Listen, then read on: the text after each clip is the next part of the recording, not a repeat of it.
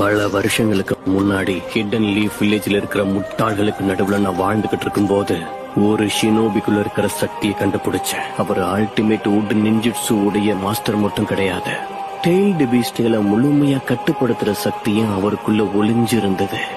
அவர் தான் முதல் ஹொகாகே.